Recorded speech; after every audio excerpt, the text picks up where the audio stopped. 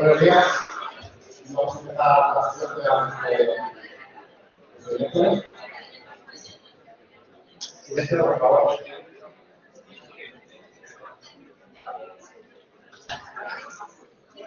Como decía, vamos a empezar la sesión de este miércoles a cargo del servicio de farmacia hospitalaria con el titular de las sociedades especiales y la separación de hecho adecuada para que los representantes de las Bueno, buenos días a todos. Yo soy Rocío, soy la R4 de Farmacia Hospitalaria y la sesión de hoy se titula Medicamentos en situaciones especiales. Es probable que no conozcáis el término de medicamentos en situaciones especiales, pero seguro que si revisamos algunas noticias publicadas en el último año, sí que os va a sonar más este término. Y es que cada día es más habitual que leamos noticias que nos hablan del acceso a fármacos extranjeros ante los problemas de desabastecimiento de fármacos, también sobre financiación de fármacos o sobre pacientes que han tenido que acceder a algún fármaco en un régimen especial denominado uso compasivo. Por lo tanto, los medicamentos en situaciones especiales son un tema muy actual y que todos debemos conocer. Para empezar a definir qué son los medicamentos en situaciones especiales, tenemos que tener presente siempre dos palabras clave, que van a ser la autorización y la financiación. ¿Y qué situaciones se nos pueden plantear? Bien, pues algunas de ellas pueden ser medicamentos sin autorización en España o que estén autorizados pero para otras indicaciones diferentes a las que queremos utilizar el fármaco o cuando necesitamos acceder a un fármaco que se encuentra en investigación fuera del ensayo clínico. Obviamente el acceso a estos fármacos tiene un carácter excepcional, ya que es para necesidades de pacientes muy concretos que no tienen otra alternativa terapéutica y están sometidos a un marco legal muy específico, tanto para su prescripción como para su dispensación. Todo este marco legal está recogido en el Real Decreto 1015 de 2009 de medicamentos en situaciones especiales. Y en este Real Decreto se define el acceso a estos medicamentos como una necesidad sanitaria. Y para centrarnos un poco más en este tema, vamos a ver cuál es el procedimiento habitual de prescripción de un fármaco. Y es que cuando diagnosticáis una patología concreta, habitualmente consultáis las guías clínicas de esa patología y valoráis las diferentes alternativas disponibles para el paciente. Si el fármaco elegido se encuentra autorizado, financiado e incluido en la guía farmacoterapéutica de nuestro hospital, en principio aquí terminaría el proceso de prescripción del fármaco. Pero es cierto que pueden surgir varias situaciones que seguro vais a reconocer, como por ejemplo un fármaco oncológico que está aprobado en España pero está pendiente de financiación, una enfermedad sin un tratamiento autorizado en nuestro país pero que sí que podemos acceder a un medicamento extranjero o evidencia científica para una indicación que no se encuentra incluida en la ficha técnica del medicamento. Y es en estas situaciones donde pueden surgir algunas dudas. Por ejemplo, ¿por qué farmacia no puede dispensarme el fármaco? ¿Cómo puedo entonces acceder a él o cómo tengo que prescribirlo?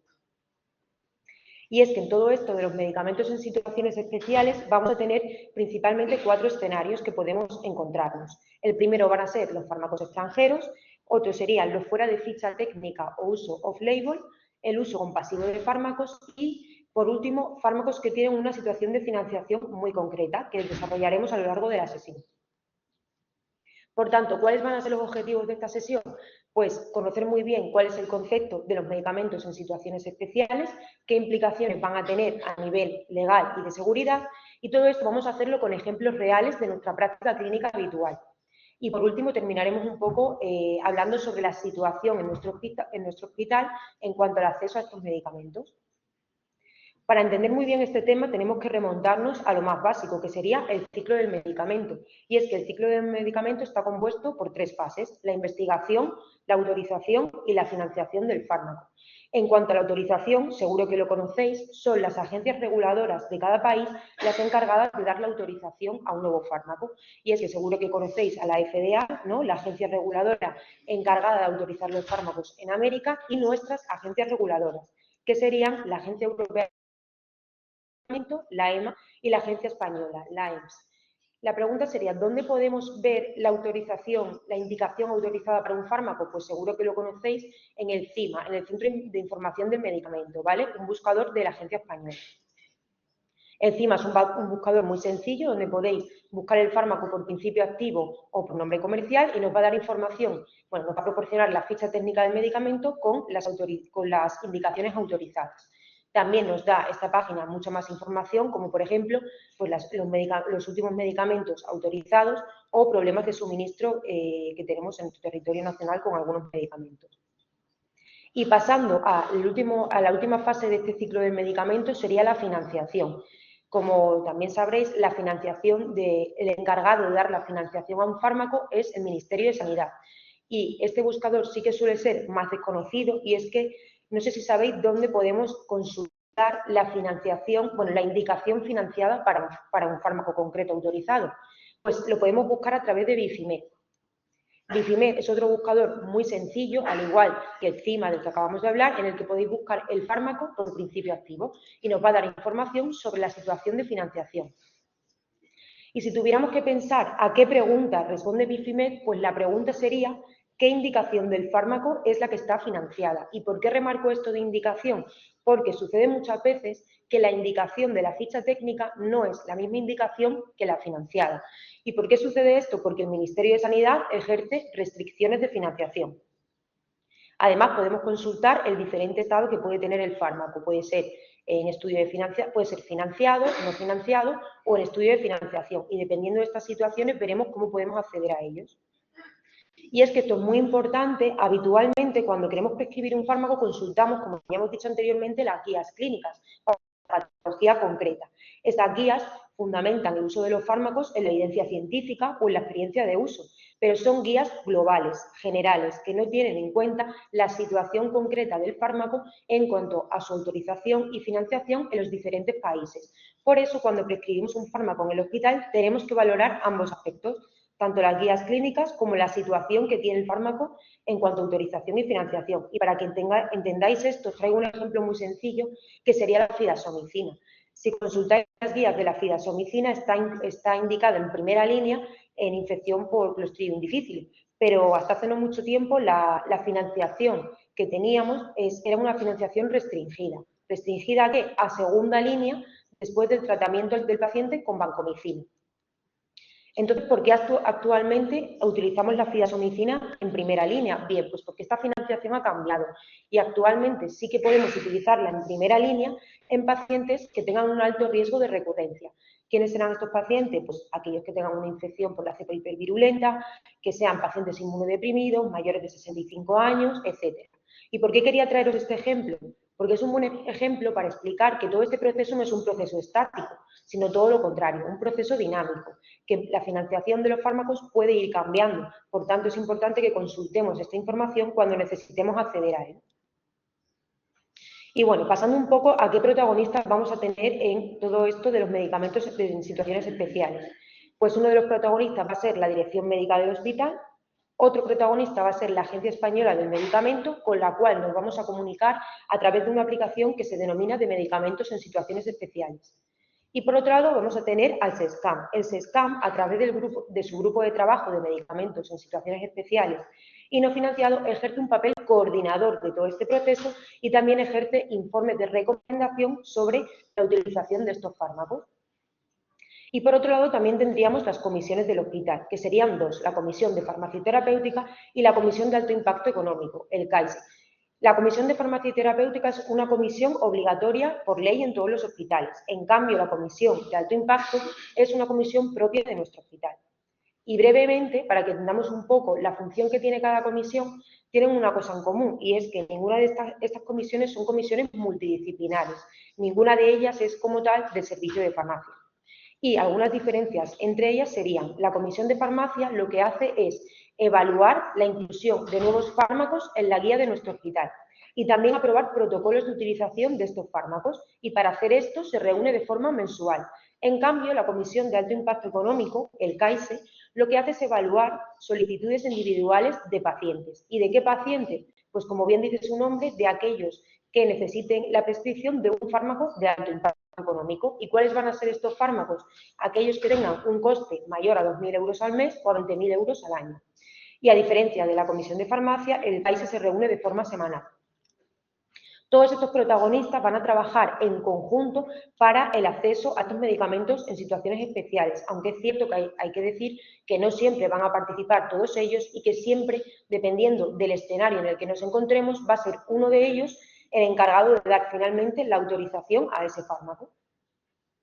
Y bueno, como estamos hablando de que participan varios protagonistas, la dirección médica, la agencia española, las comisiones del hospital, podemos pensar que hay un problema de inequidad, es decir, que dependiendo de los diferentes centros u hospitales, el acceso a estos medicamentos, su autorización pueda ser diferente, o que haya una ligera subjetividad, dependiendo del profesional que evalúa el acceso a este medicamento. Por este motivo, el SESCAM crea este grupo de trabajo que ya hemos mencionado y además pues, redacta un procedimiento para la gestión de todos estos fármacos. ¿Con qué objetivo? Con el objetivo de unificar todos los criterios de acceso y de garantizar la equidad, es decir, que tratemos a todos nuestros pacientes en cuanto a estos fármacos en situaciones especiales de la misma forma, independientemente del Hospital de Castilla-La Mancha en el que nos encontremos. Y esto lo desarrollaremos un poco con ejemplos a lo largo de la sesión.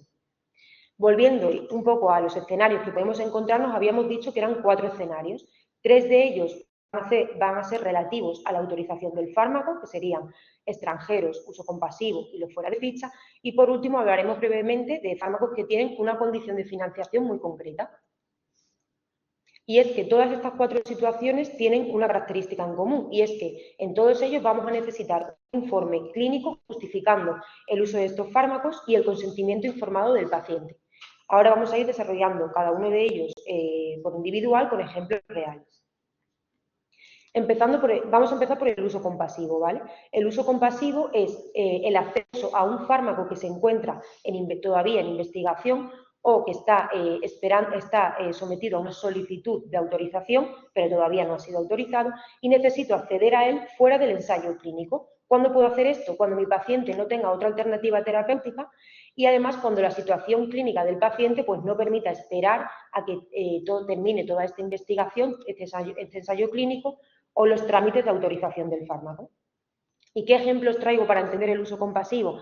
Pues el ejemplo es el trasplante de microbiota fecal, que se denomina MBK01, y es que seguro que alguna vez habéis consultado la tabla del PROA de nuestro hospital de tratamiento de Clostridium difficile, pero no sé si os habéis fijado alguna vez que en pacientes que tengan una segunda recidiva y sucesivas, podemos valorar el uso de este trasplante de microbiota fecal. Y es que para esto traigo un caso real de un paciente con una infección por Clostridium difficile, concretamente con la cepa hipervirulenta, que reingresa en nuestro hospital por una segunda recidiva. ¿Y qué es el trasplante de microbiota fecal? Es un uso compasivo porque se encuentra actualmente en un ensayo clínico en fase 3. ¿Qué hace este ensayo clínico? Comparar las cápsulas de microbiota fecal de donantes sanos versus la utilización de fidasomicina. ¿Y para qué pacientes sería este uso compasivo? Pues la agencia pone a nuestra disposición este uso para pacientes, como ya hemos dicho, con una segunda recurrencia o más fuera del ensayo. ¿Y qué necesitamos para acceder a él? Pues bueno, ya hemos dicho el informe clínico y el consentimiento informado del paciente, y además de todo esto necesitamos la aprobación de la dirección médica del hospital y la conformidad del laboratorio. ¿Qué quiere decir esto de la conformidad del laboratorio? Pues que no podemos pedir el fármaco a la agencia sin más, sino que es el médico prescriptor el que se tiene que poner en contacto con el laboratorio para que el promotor del ensayo nos dé autorización para usar el fármaco fuera del ensayo clínico. Esto es un ejemplo simplemente para que veáis cómo vemos nosotros toda esta información que os acabo de contar desde la página de medicamentos en situaciones especiales.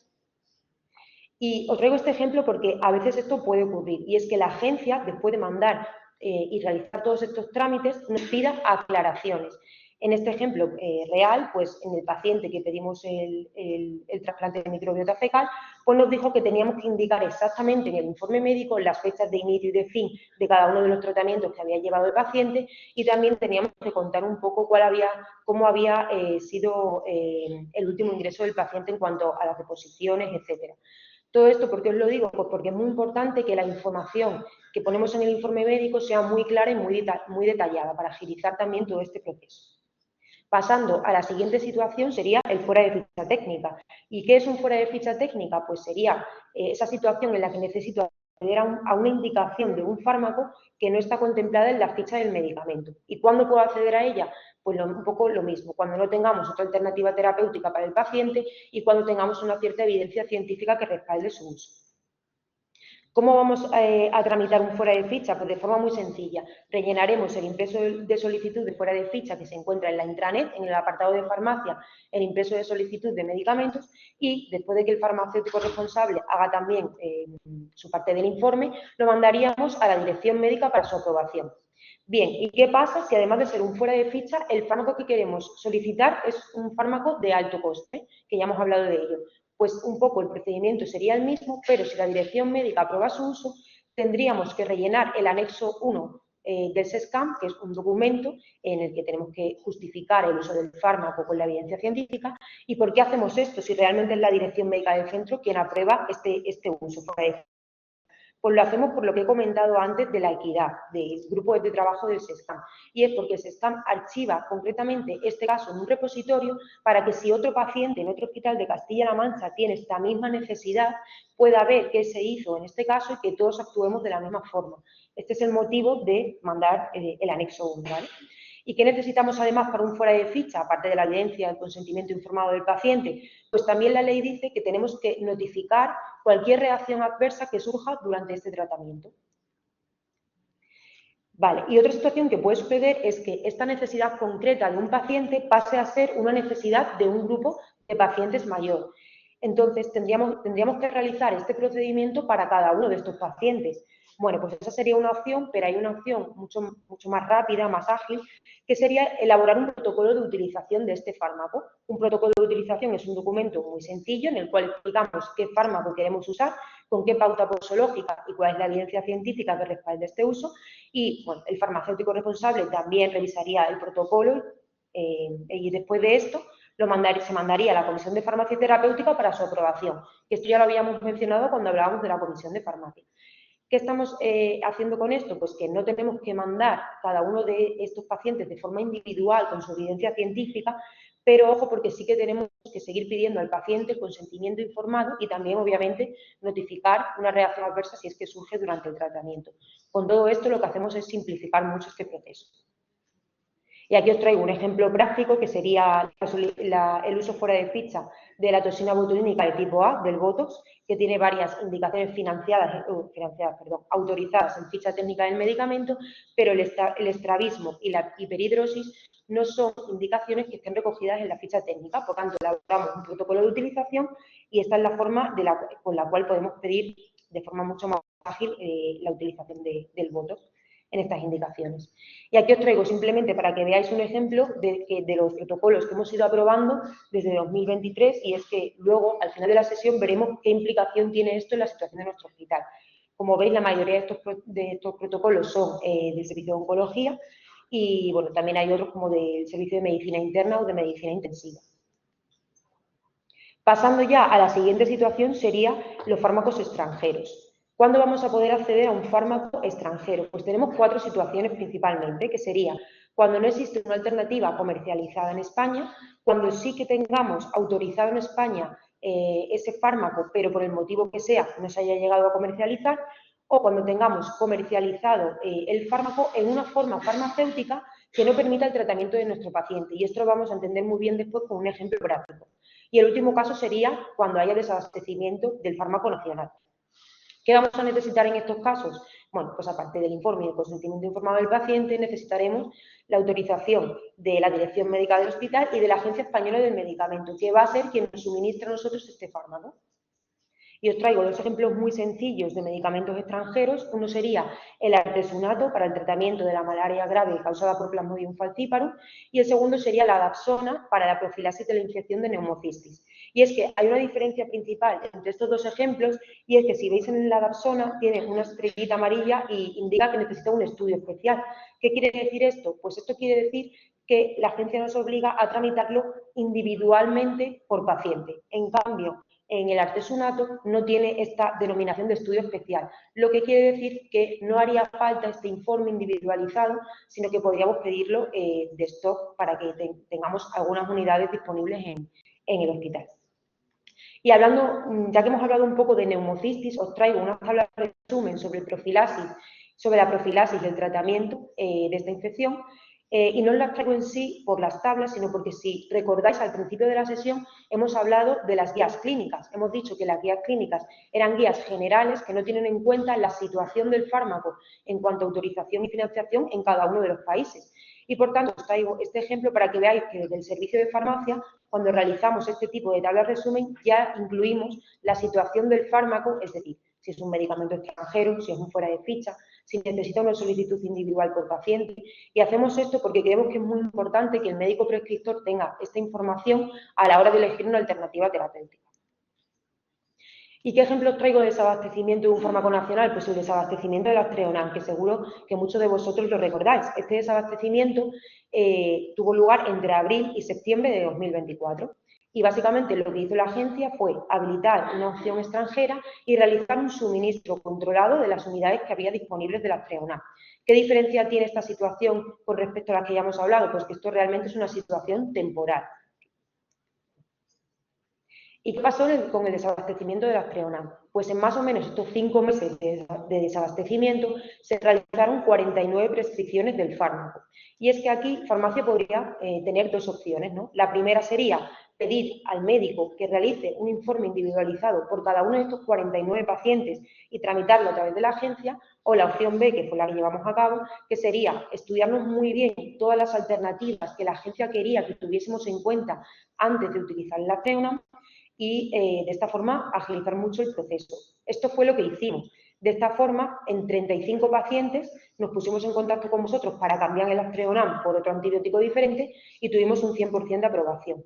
Solamente 15 solicitudes tuvimos que mandarlas a la Agencia Española del Medicamento con este informe individualizado por paciente y el 100% de ellas fueron aprobadas por la agencia. Y ahora os traigo otro ejemplo de desabastecimiento de un fármaco nacional, pero de uso no hospitalario. Y no sé si alguno de vosotros recordará el desabastecimiento de la disopiramida, un antiarrítmico de clase 1A que no se puede sustituir por otro antiarrítmico y que lo que sucedió fue lo siguiente, y es que los pacientes acudían al servicio de urgencias de nuestro hospital pues realmente por una descompensación de su enfermedad de base porque no estaban tomando este medicamento ya que estaba desabastecido en las oficinas de farmacia. Y entonces, ¿qué tenemos que hacer en estas situaciones? Pues lo primero sería preguntarnos si ese fármaco es o no es de uso hospitalario. Esto ya sabemos hacerlo porque ya hemos hablado del CIMA, ¿no? Buscaríamos el fármaco, en este caso el dicorinal, la disopiramida, y buscaríamos si tiene esa denominación de uso hospitalario. ¿Vale? En este caso no tiene esa denominación, por tanto no lo es. Vale, muy bien, pero ¿y qué hago cuando ya sé que este fármaco no es de uso hospitalario? Pues lo que tenemos que hacer con estos pacientes es mandarlos a nuestro punto de información de medicación extranjera en Toledo. ¿Cuál es ese punto de información? Los servicios periféricos del SESCAM. Aquí os dejo la dirección y el teléfono de contacto, ¿vale? En calle de Guadalmena 2, aquí en el polígono, y tenemos que mandar a estos pacientes allí con el informe médico y la receta. Allí lo que se hace es adquirir el medicamento a través de medicamentos extranjeros y se realiza al paciente una carta de pago según la aportación que tenga que hacer, es decir, como si fuera una oficina de farmacia. Y por último, vamos a hablar de fármacos con una situación de financiación muy concreta, ¿vale? Y es que tenemos tres situaciones, que el fármaco la indicación del fármaco esté financiada. En el caso de que esté financiada e incluida en la guía de nuestro hospital, podríamos utilizarlo. Si no está incluido en la guía farmacoterapéutica de nuestro hospital, podríamos pedir a la Comisión de Farmacia, que ya lo hemos dicho anteriormente, que incluya este fármaco o, en caso de que sea un fármaco de uso muy puntual, podemos pedir que usarlo de forma individual en ese paciente. En el caso, obviamente, de que sea un fármaco de alto impacto, deberíamos mandarlo al CAISE, como ya hemos dicho. ¿Qué sucede si la financiación del fármaco está en estudio o sin petición de financiación? Bien, pues en este caso la forma de actuar es un poco diferente y es que volveríamos a rellenar este anexo 1 del cual hemos hablado antes, lo fuera de ficha de alto coste, y lo mandaríamos al SESCAM. El SESCAM lo que hace es un informe de recomendaciones de utilización o no de este fármaco y es cierto que este informe es de carácter no vinculante. ¿Y por qué? Porque realmente es la dirección médica de nuestro centro el que autoriza o no el uso de este fármaco. Y entonces, ¿por qué hacemos todo este paso anterior, ¿no? Pues realmente esto lo realizamos por lo mismo que hemos hablado antes, porque el SESCAM archiva estos casos en un repositorio para que si otro paciente tiene esta necesidad excepcional de de ser tratado con este fármaco, podamos ver qué es lo que se ha hecho en otros hospitales y actuar todos de la misma forma y garantizar de esta forma la equidad del tratamiento de todos nuestros pacientes. Aquí os traigo unos pantallazos del anexo 1, ¿vale? Que ya no nos sorprende las cosas que nos pide porque las hemos ido un poco explicando durante la sesión, y es que simplemente es indicar el fármaco que queremos utilizar y las alternativas que existen para este paciente y por qué no podemos utilizarlas, junto con la evidencia científica que avala un poco el uso de este fármaco. Vale, ¿y qué pasaría en el último caso? Cuando el fármaco tiene una resolución expresa de no financiación. Pues bien, si alguna vez utilizáis Bifimed y buscáis la indicación de un fármaco y veis que está no financiado por resolución, esto lo que quiere decir es que no podemos financiar con fondos públicos estos fármacos. Y para que entendamos un poco todos estos conceptos, os traigo un ejemplo de medicamentos en situaciones especiales en pediatría. ¿Y por qué he querido traer este ejemplo? Porque pediatría es un servicio que tiene mucha necesidad de acceso a estos medicamentos en situaciones especiales. Y la razón es muy lógica, y es que la población pediátrica muchas veces no tiene, las fichas técnicas de los medicamentos no incluyen esta población en la indicación de los fármacos. Y bueno, el ejemplo práctico es este. Es un paciente de 7 años con un diagnóstico de leucemia amiloide crónica, cromosoma Filadelfia positivo, que se encuentra en tratamiento con un inhibidor de tirosinquinasa, concretamente con imatinib, y se encuentra en respuesta hematológica completa. ¿Qué pasa con nuestro paciente? Pues bien, como bien sabréis, los inhibidores de tirosinquinasa bloquean la vía de la hormona del crecimiento y del factor de insulina de tipo 1. Este factor de insulina, de crecimiento insulínico de tipo 1, lo que hace es promover el crecimiento de los tejidos, el crecimiento óseo y el crecimiento muscular. Por este motivo, nuestro paciente, desde que empieza el tratamiento hace 2 años, no crece nada, con la relevancia que esto tiene en un paciente pediátrico y, sobre todo, en una edad prepuberal. Y, por tanto, ¿qué hacemos? Pues nos planteamos 4 alternativas, principalmente. La primera que nos planteamos sería administrar al paciente hormona del crecimiento. Esta opción desde un principio la descartamos porque seguro que sabéis que la administración de hormona de crecimiento está relacionada con el desarrollo de tumores y, por tanto, la otra opción que tendríamos sería cambiar este inhibidor de tirosinquinasa a uno de segunda o de tercera generación, con el objetivo de que siga controlando igual de bien la enfermedad de nuestro paciente, pero que permita un poco bloquear menos esta vía y que pueda crecer algo el paciente. Las opciones serían utilizar el dasatinib, el nilotinib o el bosutinib. ¿Y qué sucede cuando consultamos la evidencia científica de estos fármacos? Pues que realmente sí que hay evidencia de que todos ellos bloquean en menor medida esta vía de la hormona de crecimiento, pero entre los 3 no tenemos ninguna diferencia. Por tanto, cualquiera de estos 3 podría ser una buena opción para el paciente. ¿Y por qué os he querido traer este ejemplo? Porque en estos casos, en vez de elegir uno sin más, sí que la situación del medicamento en cuanto a su autorización y su financiación nos puede ayudar a elegir la mejor opción para nuestro paciente. Y un poco esta es la situación que teníamos, ¿vale? El dasatinib en forma de comprimido sí que era un fármaco autorizado y financiado, ¿vale? Pero es cierto que los comprimidos no se adecuaban a la dosis que necesitaba nuestro paciente, por tanto tampoco podíamos realizar una fórmula magistral desde el servicio de farmacia, por tanto podríamos acceder a una suspensión oral de dasatinib, pero que era un medicamento extranjero. En el caso del nilotinib era un fármaco que sí que tenía la autorización en pediatría, pero estaba no financiado. Y en el caso del bosutinib ni siquiera tenía esta indicación en pediatría, por tanto sería un fuera de ficha técnica. Y es que si os preguntara a vosotros cuál descartaríais de primera, seguro que me diríais que el nilotinib, por lo que acabamos de decir de que no podemos financiar a cargos públicos un medicamento que está no financiado por resolución. Por tanto, nos quedaríamos con el fuera de ficha o con el medicamento extranjero. Y aquí nos pueden surgir dudas, ¿no? Recordad que hemos dicho que podemos acceder a un fuera de ficha cuando no exista otra alternativa para nuestro paciente. Y si recordáis, cuando hemos hablado de los medicamentos extranjeros, uno de los motivos para acceder a ellos era que sí que exista una alternativa comercializada en España, pero que la forma farmacéutica comercializada no sea la adecuada para nuestro paciente. Y es que este es justamente el caso que tenemos, ¿no?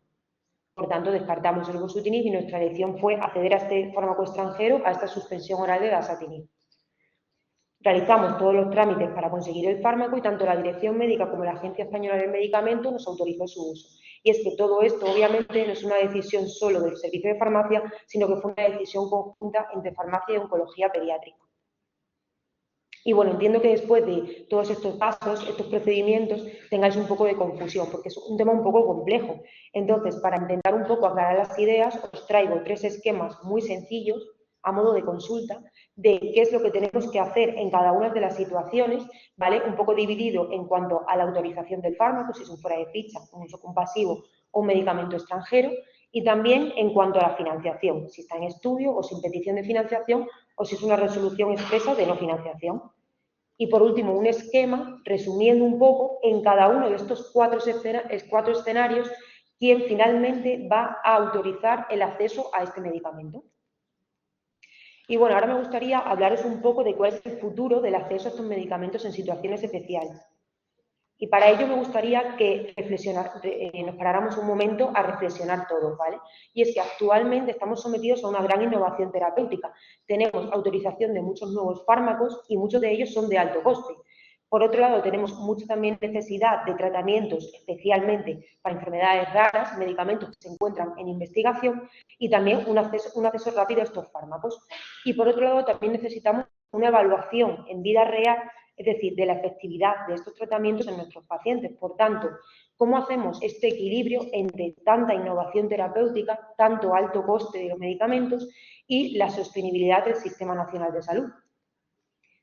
Bien, pues para ello os traigo una noticia que no sé si leísteis en su día, que dice que administran en Toledo una novedosa terapia génica en un bebé con atrofia muscular espinal. O si no leísteis en su día esta noticia, seguro que habéis leído la del medicamento más caro del mundo, a lo mejor. Y bueno, os traigo este ejemplo porque es muy interesante. El fármaco, la terapia génica se denomina Onasemnogem abeparvovec y es una terapia génica para atrofia muscular espinal. Y es muy interesante porque los ensayos clínicos de esta terapia génica se habían hecho en un número muy reducido de pacientes, entre 20 y 30. Además, el tiempo de seguimiento era muy corto, entre 18 y 24 meses, y el coste de esta terapia génica es extremadamente alto. Pero por otro lado, podemos pensar que la atrofia muscular espinal es una enfermedad grave, sin opciones terapéuticas curativas a día de hoy y que aunque sea a corto plazo y en pocos pacientes, estos resultados son prometedores. Por tanto, en estas situaciones tan complejas, ¿cómo se financian estos fármacos? Bien, pues os traigo una forma de financiación que se denomina acuerdo de riesgo compartido o pago por resultados. ¿Y cuál es la característica de esta financiación? Pues que el Sistema Nacional de Salud va pagando esta terapia génica dependiendo del objetivo terapéutico que consigue nuestro paciente. Por ejemplo, en este caso práctico, pues dependiendo de la función motora, respiratoria o la función vulvar que va alcanzando nuestro paciente a ciertos meses de evaluación, se va pagando parte de este fármaco. ¿Y qué pasa si nuestro paciente, por ejemplo, a los 30 meses después de la administración consigue la bipedestación con apoyo, pagamos lo relativo a esta función motora, pero después de un tiempo pierde esa función?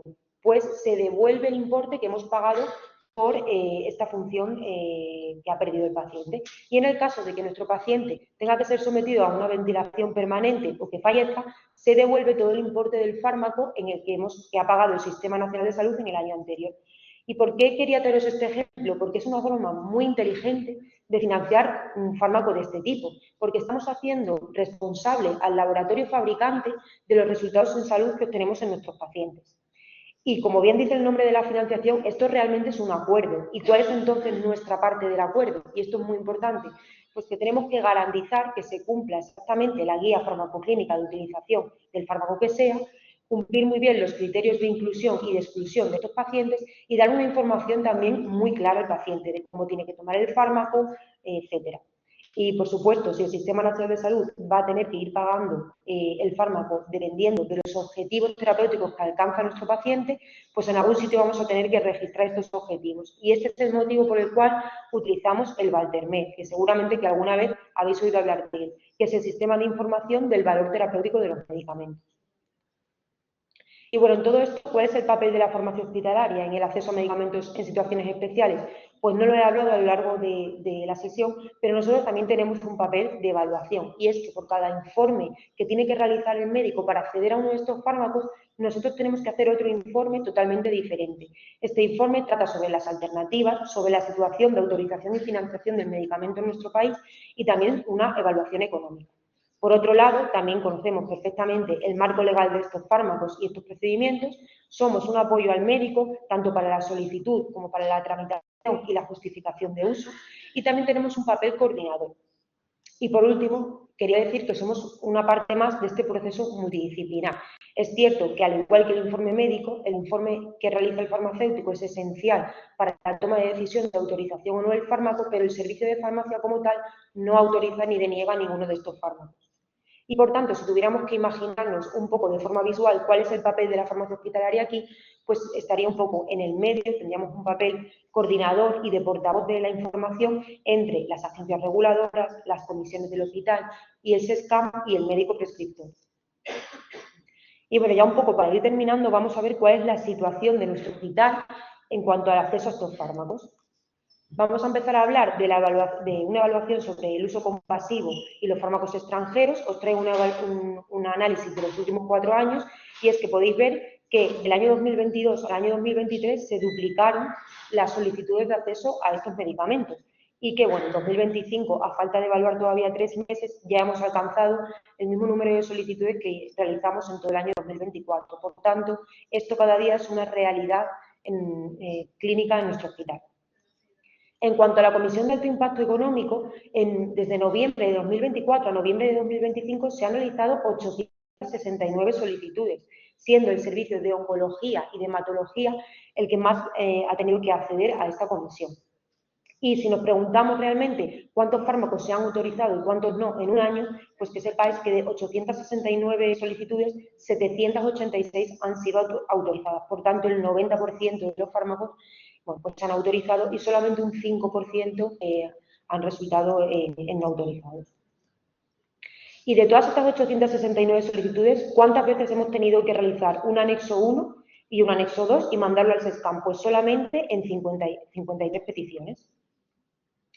Y hablando un poco de los protocolos, que ya lo hemos mencionado anteriormente, esto es para que veáis el impacto que tiene la utilización de estos protocolos. Y es que 515 de estas 869 solicitudes se han hecho de forma individualizada por cada uno de los pacientes, pero 354 ya lo hemos hecho a través de un protocolo de utilización. Esto me parece que es un dato bastante positivo porque lo que estamos haciendo al protocolizar todos estos tratamientos es simplificar mucho todo este proceso. Y un poco unas ideas para llevar a casa, pues bueno, que el acceso a medicamentos en situaciones especiales es una necesidad clínica cada día más habitual en nuestro hospital, que estos fármacos tienen una situación legislativa muy concreta y que es responsabilidad de todos conocer cómo tenemos que acceder a cada uno de ellos, que además pueden ofrecer alternativas en pacientes que no tengan otra opción terapéutica y que siempre tenemos que valorar en conjunto lo que nos dicen las guías clínicas y la situación del fármaco en cuanto a autorización y financiación en España. Y también que la financiación de estos fármacos de alto coste pues, es un reto creciente y que en esto vosotros tenéis un papel clave, ya que sois los responsables de registrar los resultados en salud de nuestros pacientes. Y también que tengamos presente que la situación de autorización y financiación, en muchos casos, como en el ejemplo que hemos visto antes con pediatría, nos puede ayudar a elegir la mejor opción para el paciente. Y con todo esto, pues que farmacia no es un freno, sino que más bien es un aliado. Y bueno, entiendo que todos estos procedimientos pueden producir bastante confusión, por tanto espero que esta sesión os sirva en algún momento de ayuda y que si aún así tenéis alguna duda podéis obviamente consultarnos siempre que necesitéis. Os dejo por aquí los correos de la Comisión de Farmacia y de la Comisión de Alto Impacto y también los teléfonos de contacto de los farmacéuticos que trabajan más habitualmente en este tema de los medicamentos en situaciones especiales y también los teléfonos de los residentes de farmacia. Y nada más. Muchas gracias.